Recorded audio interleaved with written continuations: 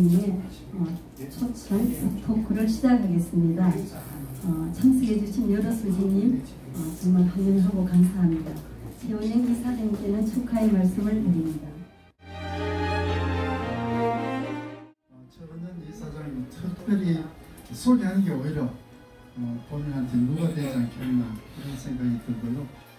아마 현재 우리나라 수필계의 1.5세대로서 그다음 또 우리 한국 수필에 대한 모든 자료를 가장 많이 가지고 계시면서 또 가장 왕성한 창작 활동을 하고 계십니다. 제가 제일 존경하는 수필가 중 한 분이시고 또 오늘 우리 대구 지역에 있는 작가분들하고는 문학에 관한 속 깊은 이야기를 나눌 수 있는 기회가 될 것입니다. 오늘 더운 날씨에 자리 함께 해주셔서 고맙습니다. 네.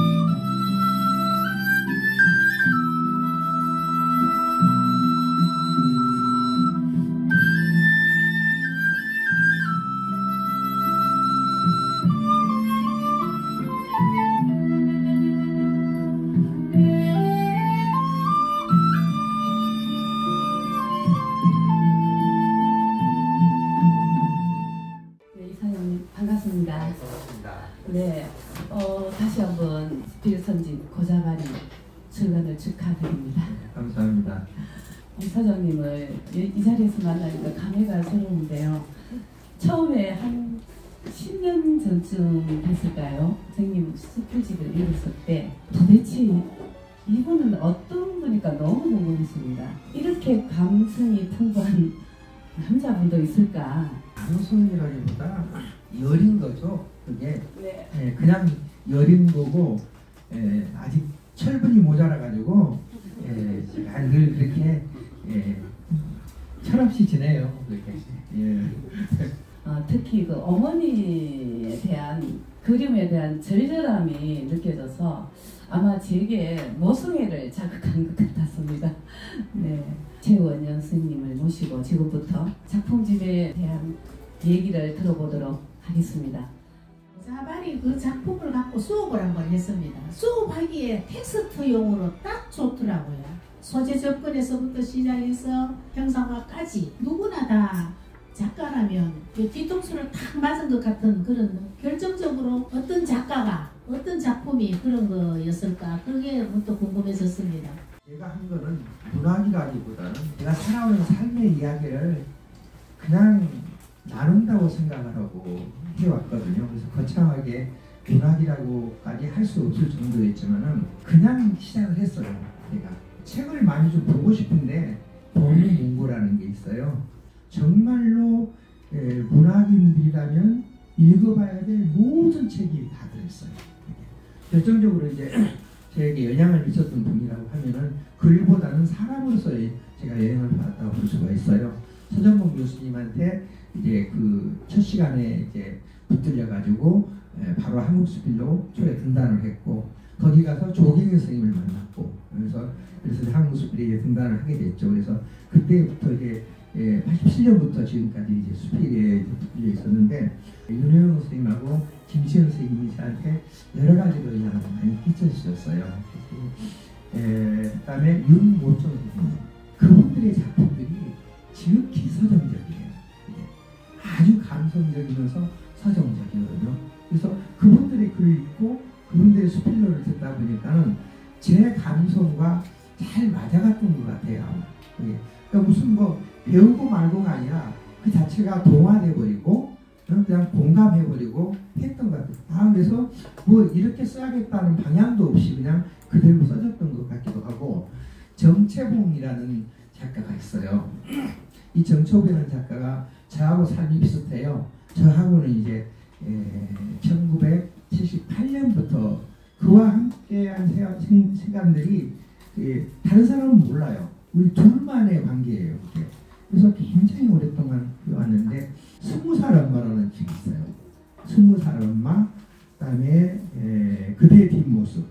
이 두 권의 수필집은 혹시 여러분께서 읽으실 수 있으면 한번 읽어보시면 돼요. 왜냐하면 어떻게 저렇게 순수한 동심과 감성으로 글을 쓸 수 있을까? 미니사라고 하는 조그만 출판사였는데 그래서 거기에서 그 책을 구했어요. 테마 에세이를.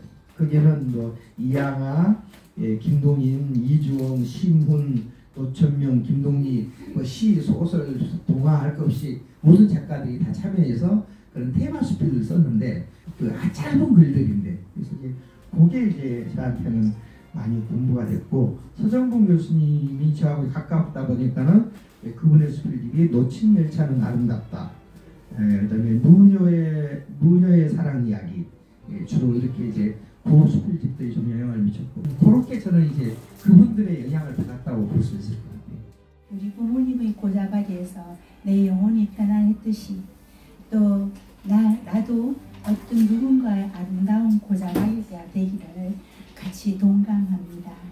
이 우리 수필문학에서 상상과 픽션의 한계가 찰지 그 다음에 수필문학이 허용하는 픽션의 한계를 좀 말씀해 주셨으면 감사하겠습니다. 수필은 특히 기억의 작품이라고 얘기를 많이 하잖아요. 그런데 이제 기억이라는 것은 휘발성이 강하거든요. 그 기억이 100%다 보존될 수는 없잖아요. 어느 순간에 휘발되어버릴 수 있고 10년 전의 기억과 5년 전의 기억들이 나도 모르게 서로 병합이 돼가지고 또 다른 어떤 기억을 만들어낼 수가 있고 제가 이제 아버지가 제 돌달에 돌아가셨고 어머니가 3살 때 돌아가셨거든요. 그러니까 3살이라고 하는 나이는 어머니에 대한 기억을 가질 수가 없어요. 그런데 제 기억 속에는 어머니에 대한 기억이 굉장히 많거든요. 그거는 다른 사람들이 들었거나 전해져 오는 이야기를 내가 본 것처럼 기억을 하고 있는 거예요. 그게. 지금도 내 눈에 그 하얀 꽃상회가 지금 보이거든요. 그러니까 과연 3살 때 그 하얀 꽃상을 내가 봤을까? 다른 사람의 그런 하얀 색상을 봤기 때문에 엄마도 저랬을 거라는 기억이 남아있어서 그랬을 거 아닌가. 그러면 이거를 상상이라고 해야 되냐 아니면 허구라고 해야 되냐는 부분들이거든요. 저는 그 부분에 대해서는 허구를 수용하는 데 대해서는 반대예요. 단지 내 문학적 양심으로 이 정도까지는 허구라기보다는 상상으로 볼 수 있겠다라고 하면은 저는 문학적 양심으로 인정해주고 싶은 거예요.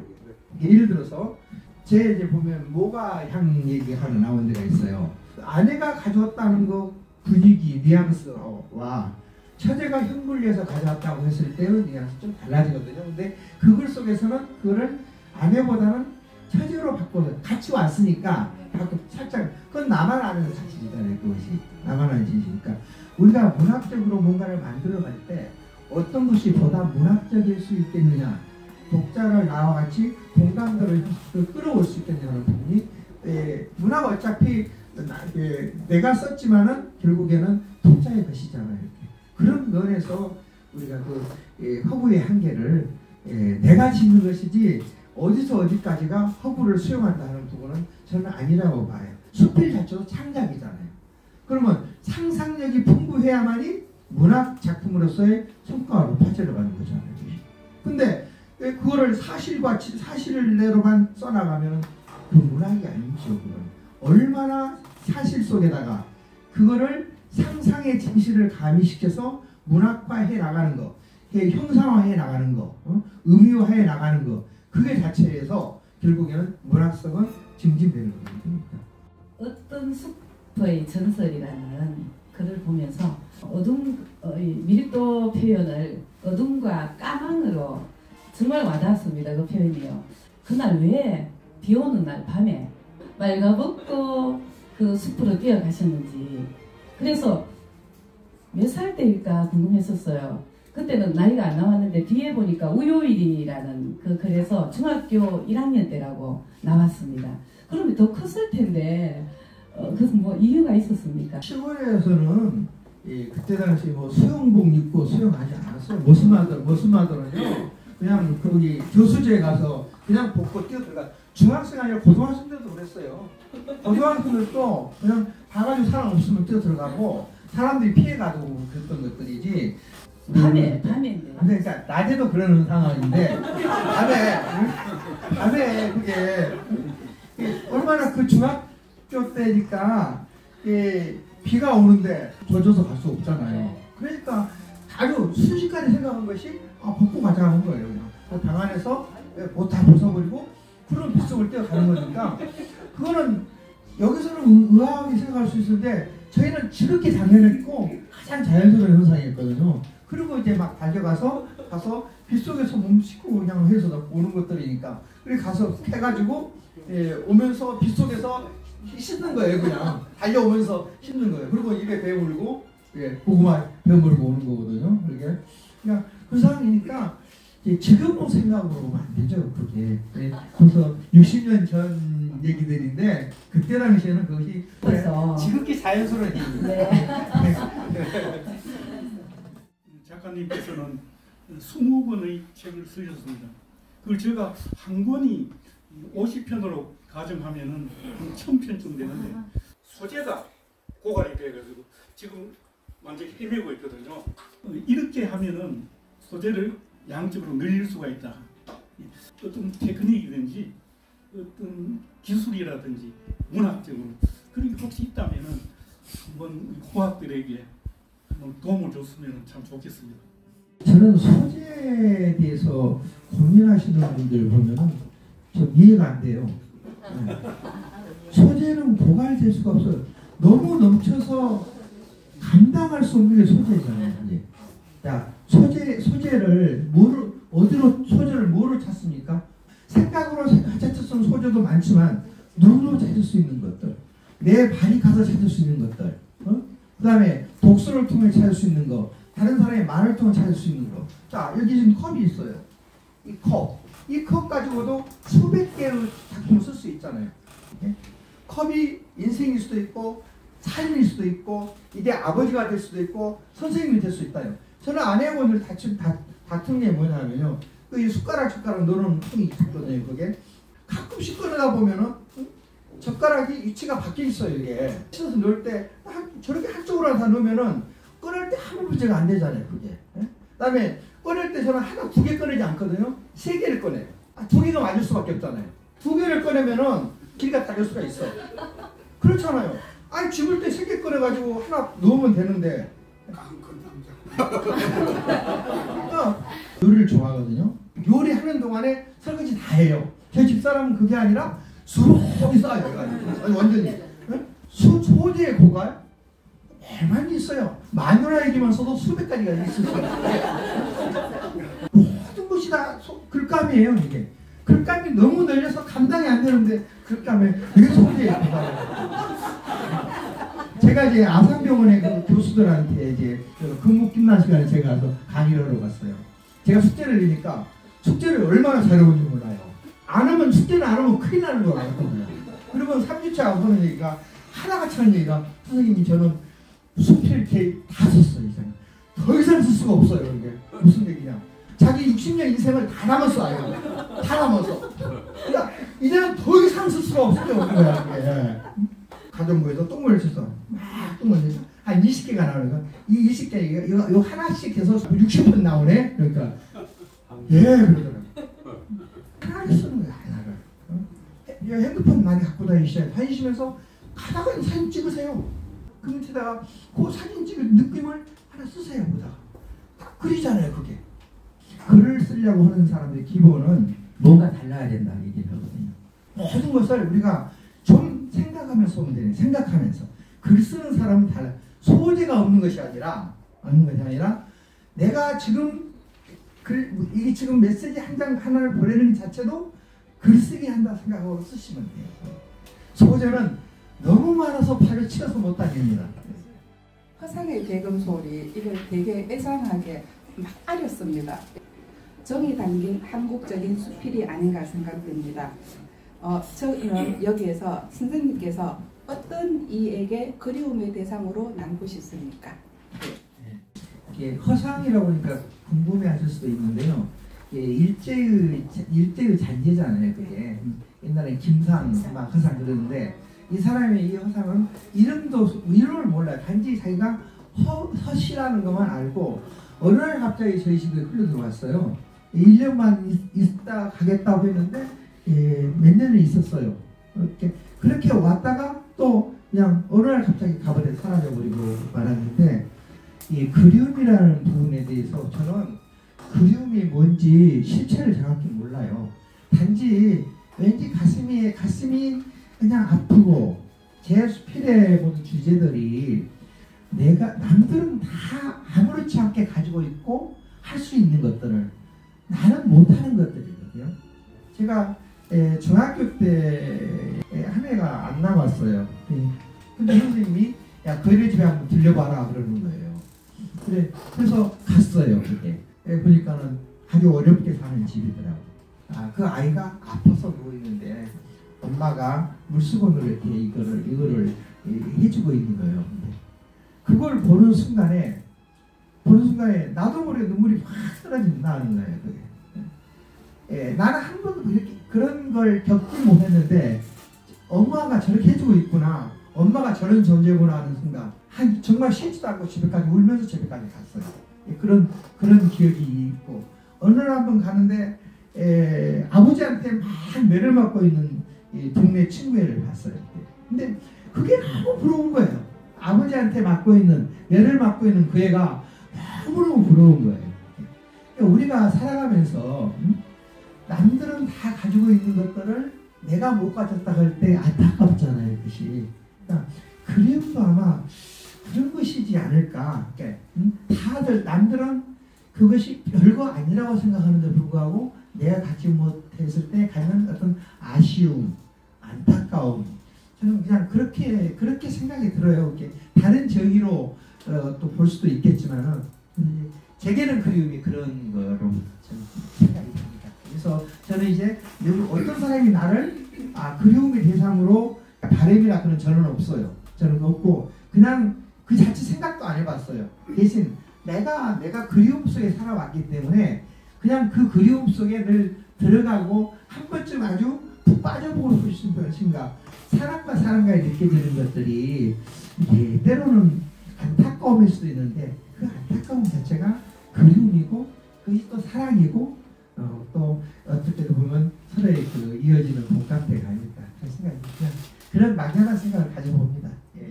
선생님의 작품 감자꽃 향기를 정말 감명 깊게 읽었습니다.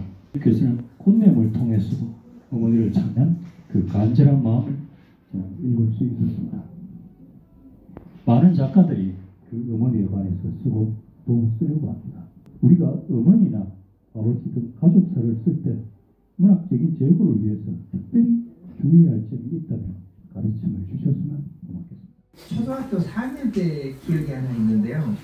선생님이 그때는 어버이날이 아니고 어머니날이었어요. 우리 카네이션을 만들 잡자 그래서 어머니 안 계신 사람 흔들어봐. 저 혼자만 있는 거예요. 종이를 다 놔두는데 저한테만 하얀 종이를 갖다 주더라고요. 그게 너무 부끄럽고 죄송스럽고 창피해서 견딜 수가 없는 거예요. 내일 어머님께 다 드리고 와요. 저는 하얀 카네이션을 달아드릴 어머니 안 계시잖아요. 그걸 못 들어버려요. 그게 너무 여리다는 거죠. 이게. 근데 그 여리다는 것들이 어떻게 보면 제 수법 속에서 나타나는 안타까움으로 나타나는 것이 아닌가.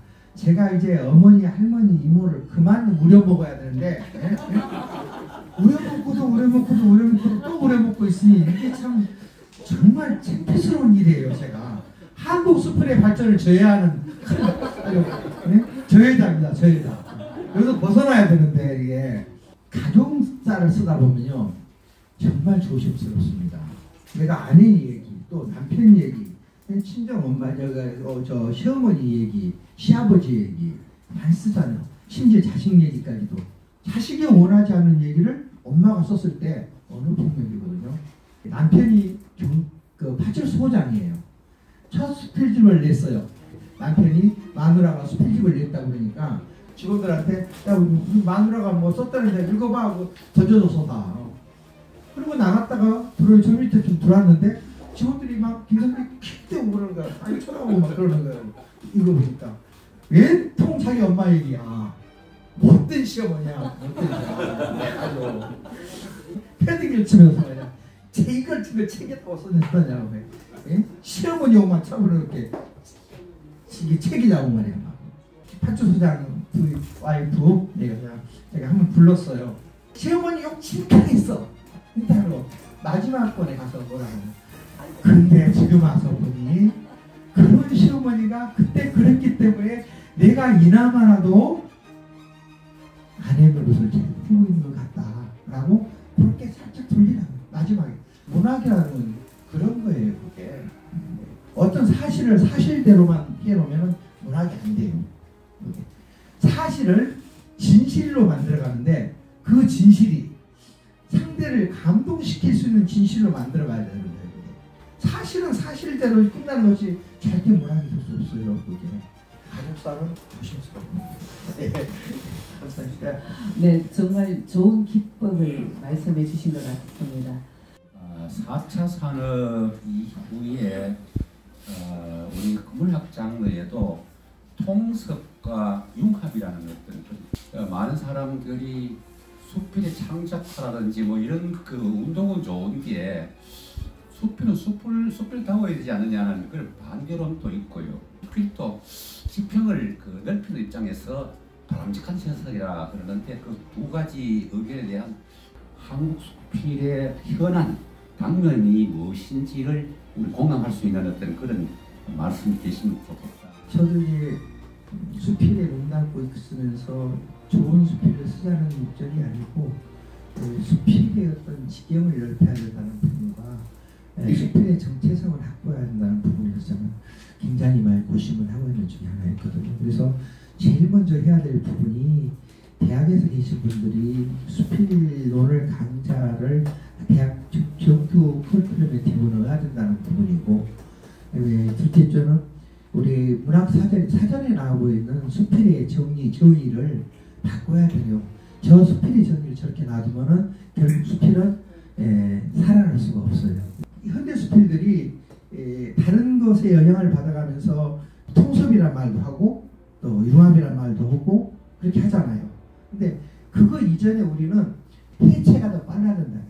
해체를 통해서 융합과 통섭이 이루어져야지, 해체가 없는 상태에서 융합과 통섭이 이루어지면 내가 뭔지도 모르고 내가 어떤 원소인지도 모르고 그걸 합해놓으면 나중에 가서 그게 문제가 됩니다. 독약이 될 수가 있어요. 때로는.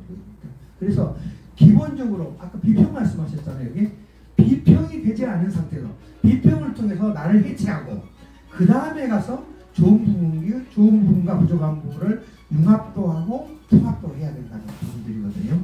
그러니까 우리의 수필은 태생적으로 다른 동양적 정서를 가진 수필 SUPIL이다. 저쪽에 SA가 번역된 수필이 아니다라고 얘기를 하는 거거든요. 그게 그러니까 그렇다면 가장 한국적인 것이 가장 세계적인 것이 돼야 되는, 가장 한국적인 것을 어떻게 가장 세계적인 것으로 만들어갈 수 있게 되냐는 쪽에서 보다 연구가 더 필요하다고 생각을 해요. 그 방법론을 우리가 찾아야 되는 것들이고, 현재 수필을 쓴 사람들이 그 다각도로 그런 부분을 연구해서 테마 수필로 가야 된다. 전문화된 테마 수필, 그러니까 한국적인 것을 찾아가는 테마 수필, 우리가 그런 부분에서 노력하면 좋지 않겠나 생각됩니다. 이미 우리 이사장님은 이제 모범 장수가이신데, 그렇다면은 그 많은 책 중에서 가장 아끼시는 책은 어떤 책이시고, 또 마지막 순간까지 내 곁에 두고 싶은 책은 어떤 책일까 궁금해졌습니다. 저는 장사가도 아니에요.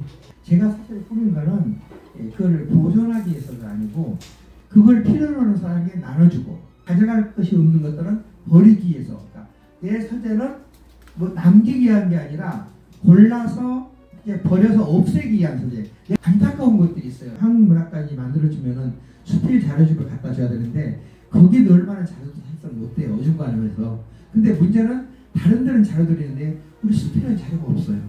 걱정이에요. 거기 만일에 수필 한번 공간을 만들어주면은 거기다 뭘 넣을지. 왜냐면 그런 좋은 자료를 갖고 계시는 분이 다 돌아가셨어요. 저는 갖고 있는 자료들이 많지 않지만은 제 안타까운 게 가끔 꺼내봐요. 꺼내면 잡을 수가 없어요. 부서져 버리니까 종이가. 그나마나 제가 보존하고 싶은 것들 중에 하나예요. 신춘문예가 보면은 서울의 중앙기는 한 편도 없어요. 수필이 글도 되고 이렇게 모든 게 다 되는 분들이 이렇게 자리에 계실 때 뭐 서울의 중앙지를 비롯해갖고 좀 더 많이 넓히면은 그게 좀 더 그것도 하나의 상징적인 게 안 되겠나? 예, 지금 현재 중앙에서 신춘문예 하고 있는 세계일보 국민신문, 독신문이 하고 있어요. 나머지는 이제 지방에서 하고 있는 것들인데 지금 여러 가지 이유가 많아요. 지금 대학 교수들도 수필이 문학이냐라고 하는 사람들도 의외로 많아요. 세종도서라든가 또 그 아르코 문학상이라든가 이제 조교수급들이 와요, 심사를. 근데 와서 보면 수필이 뭔지 전혀 몰라요. 저는 가면은 필이 그거부터 해요.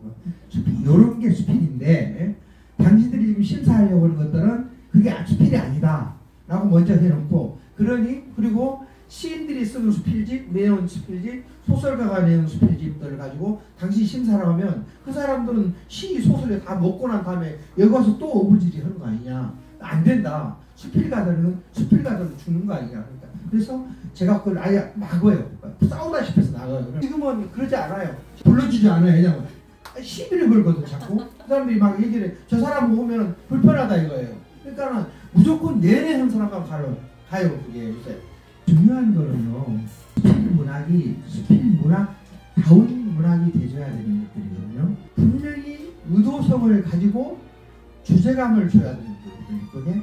그 주제감을, 의도성을 갖고 주는 주제감 속에서 의미화가 따르고 형상화가 있어야 되는 거예요.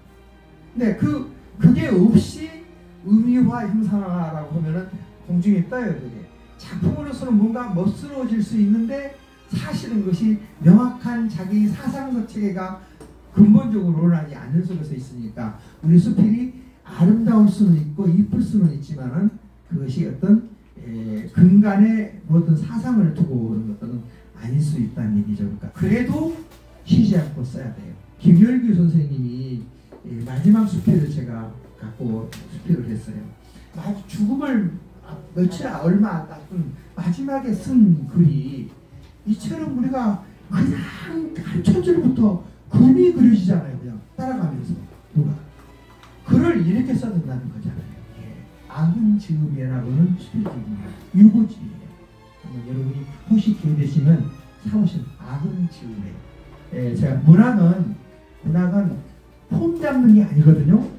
글을 이렇게 쓰는 게 좋겠구나. 이게 괜히 폼 잡고 멋스럽고 뭐 잘 써보려고 하는 것이 아니라 쓰는 게 좋겠다는 생각을 해오시면 좋겠고. 여러분 귀한 시간 내주셔서 고맙습니다. 네. 감사합니다. 오늘 긴 시간 함께 해주셔서 감사합니다. 또 그리고 긴 시간 답변해 주시느라 애써 주신 최원영 선생님께 박수 부탁드립니다.